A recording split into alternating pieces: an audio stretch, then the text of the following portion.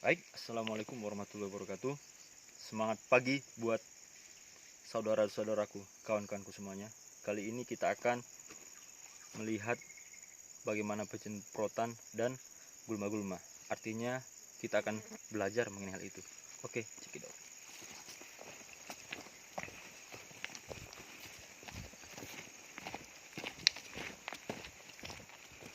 Baiklah, kali ini kita akan melihat penyemprotan di areal Serasan.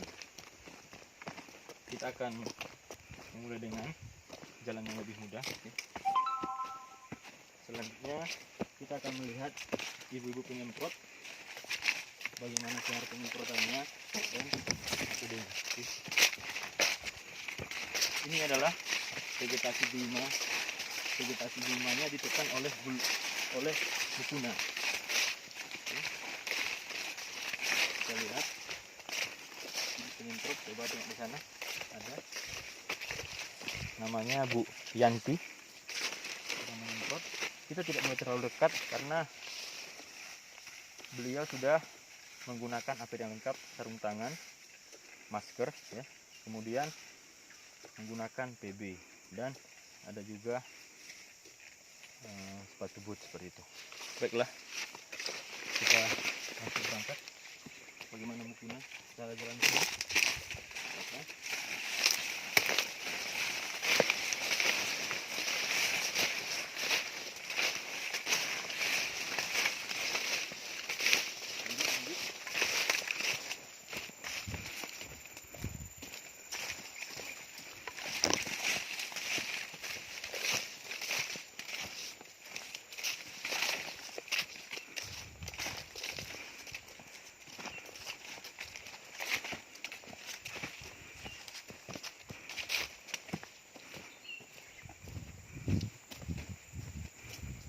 Oke.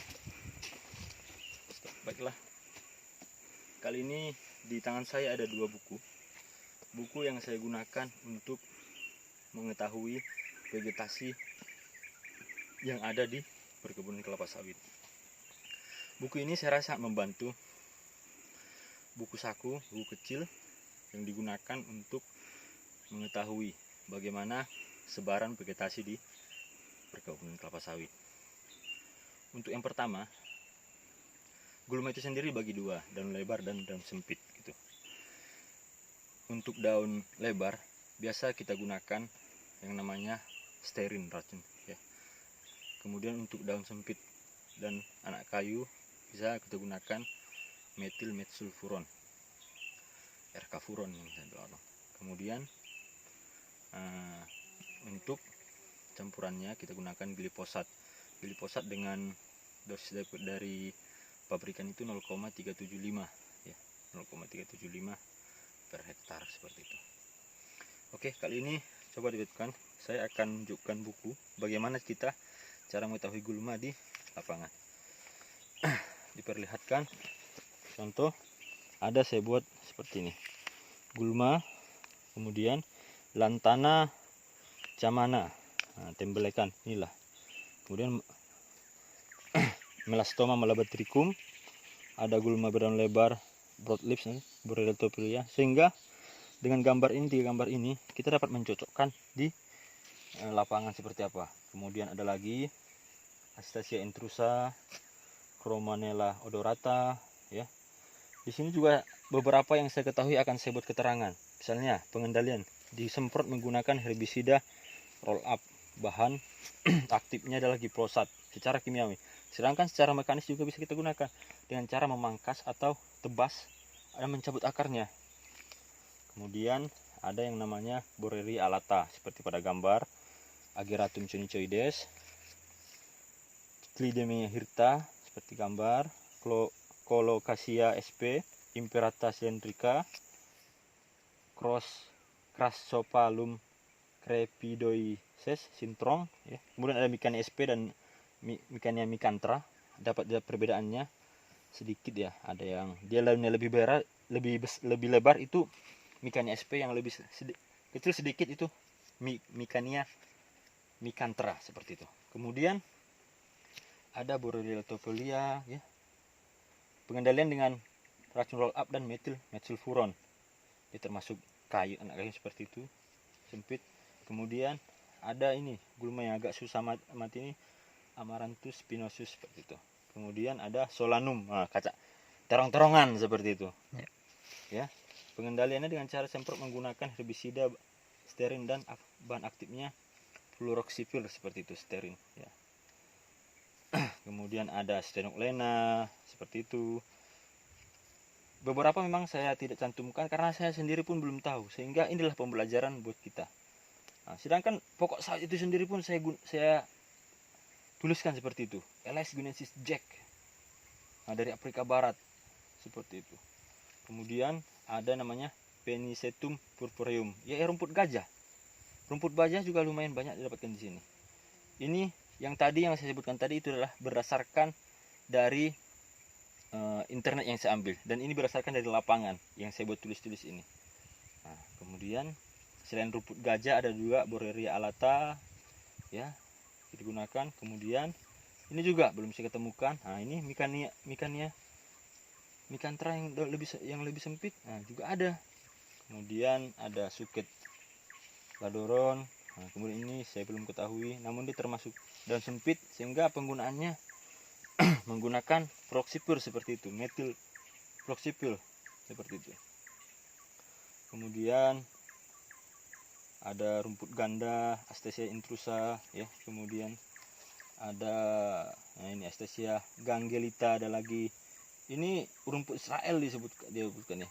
Sedangkan kalau di perkembangan kelapa sawit dia sebagai gulma, namun di sini bisa jadikan obat-obatan malahan dalam pengobatan tradisional, mengobati asma, rematik, batuk kering dan gangguan pencernaan. Ya, inilah Astesia gangelica. Ya. Kemudian ini belum saya temukan.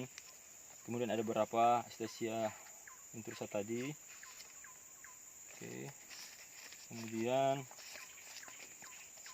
ada lagi ya. Oke, selanjutnya ada buku yang selanjutnya yang saya buat ini adalah masih berupa dari internet, saya ambil dari beberapa buku, kemudian saya tempelkan di buku ini sehingga nantinya ada nama Indonesia, gunaannya apa, kemudian bagaimana nantinya di sini, apakah dia perlu selain gulma ini bersifat mengganggu bagi tanaman, toh kegunaannya ada. Nah, kegunaan ini hanya sebatas pengetahuan umum. Nah, di sana juga kita temukan sebagai contoh, coba di sebelah kanan. Di sana ada bambu. Anak bambu seperti itu.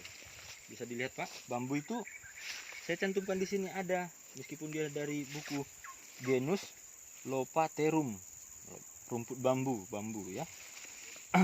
Sedangkan ini bisa jadi ada kegunaannya di si gulma. Kegunaannya apa? Bisa jadikan obat demam. Namun tidak boleh diminum oleh ibu hamil seperti itu. Ya. Masih banyak lagi di sini. Ada rumput kancing seperti itu. Ada Borrelia topolia, ada Borrelia paspaloides, ada Bracharia mutica, ada Clidemia hirta, ada Choix. Nah, ini beberapa ini yang saya ambil dari sini. Apakah ada di lapangan seperti itu, guna mencocokkan, sehingga di situ kita dapat mengetahui bagaimana sebarannya di lapangan seperti itu. Terus ada jamur, saya foto juga jamur seperti itu. Oke, ada kelas dari talas ya, Alocasia macrorhiza seperti itu. Oke, dari buku ini kita bisa belajar. Nah, yang pada umumnya orang yang baru terjun di dunia perkebunan belum tentu hafal kelas A, B, C, D dari gulma yang ada di lapangan. Namun yang perlu kita ketahui adalah bagaimana diri kita siap untuk mengetahui itu. Sehingga saya menyarankan adanya buku ini seperti itu, buku kecil, buku saku, sehingga kita buat seperti klip yang biasa kita gunakan di sekolah-sekolah mungkin. Itu sangat berguna sehingga untuk pengetahuan kita bisa mengetahui. Contohnya ada seperti ini. Ini ada Nephrolepis ya, bisa rata kita mengetahuinya kan seperti itu. Kemudian ada gulma lainnya. Ya. Bagaimana kita bisa mengetahui itu semua kalau kita tidak belajar. Nah, untuk kawan-kawanku semua, saudara saya semua, marilah kita belajar lagi bagaimana mengetahui itu apa itu lalang imperata. Ya, imperata. Kita tahu lalang itu lalang. Sedangkan lalang itu sendiri sangat berbahaya untuk perkebunan kelapa sawit karena dia memiliki karena dia sangat berbahaya. Ada sebaran yang dapat mematikan kelapa sawit itu sendiri sehingga dia menekan pertumbuhan gulma seperti itu. Ya. Oke. Semoga yang saya sampaikan dapat bermanfaat kita semua, ya, sehingga kita dapat bersama-sama mengendalikan gulma ini dengan baik. Artinya pengendalian gulma adalah bukan membasmi secara total, namun kita kendalikan. Masih ada gulma yang kita harapkan, ada namanya beneficial plant, ya, ada namanya tumbuhan bermanfaat, ya, ada namanya gulma sangat tidak bermanfaat di lapangan. Itu semua perlu kita klarifikasi sehingga bahan yang ada kita gunakan untuk semprot itu tepat sasaran, tepat guna, tepat dosis, tepat waktu, tepat semua. Sehingga hal itulah dan bagaimana caranya yang angka 8K seperti itu. Ataupun bagaimana caranya kalau semprotan ada di daerah rawa, gambut, ataupun daerah terasan, daerah datar, untuk pokok kecil, pokok besar, untuk yang diterapkan tanaman Mucuna bracteata ataupun non Mucuna bracteata, itu adalah sebuah kebijakan dari sebuah perusahaan. Di sini saya pribadi menyarankan semoga kita semua dapat menyelesaikan masalah kita dengan baik. Toh pada artinya 100 perencanaan belum tentu 100 hasil. Namun dengan 100 perencanaan kita berharap yang 100% ini bisa kita dapatkan meskipun secara bertahap. Oke, sekian yang saya sampaikan, semoga bermanfaat. Salam perkebunan, salam lebih baik. Assalamualaikum warahmatullahi wabarakatuh. Terima kasih.